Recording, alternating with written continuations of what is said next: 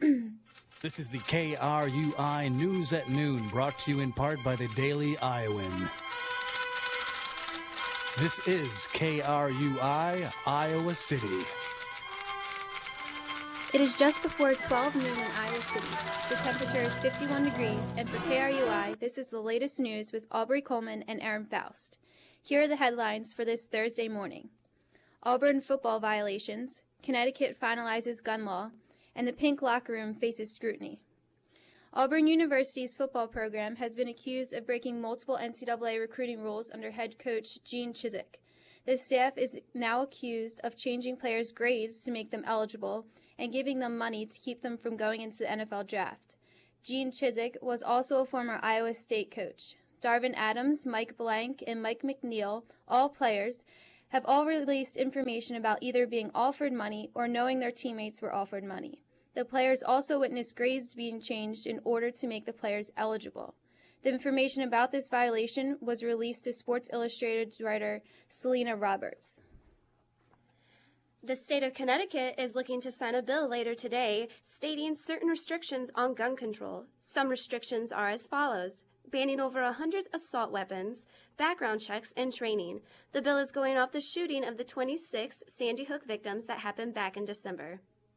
A workshop at the Iowa Governor's Conference on LGBT youth brought up the pink locker room at Kinnick Stadium and was put under a lot of scrutiny.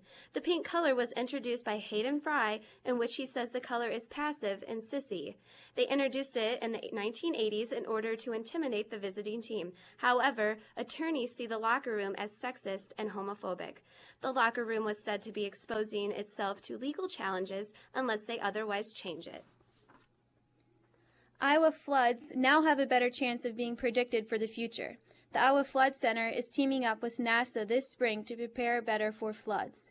They will be able to predict when the floods are expected and also gather information to decrease the height of future floods through specific land use practices. Instruments such as portable micro rain radars, rain gauges, and units that measure raindrop size, shape, and speed will be imported to Iowa this month to collect data from April to June. Researchers hope to avoid flood damage like the 2008 flood. Weather has also caused a lot of news in the South this month. It seems as if Carnival Cruise Line cannot seem to catch a break. The Triumph was cut loose from the dock yesterday due to hurricane-like winds.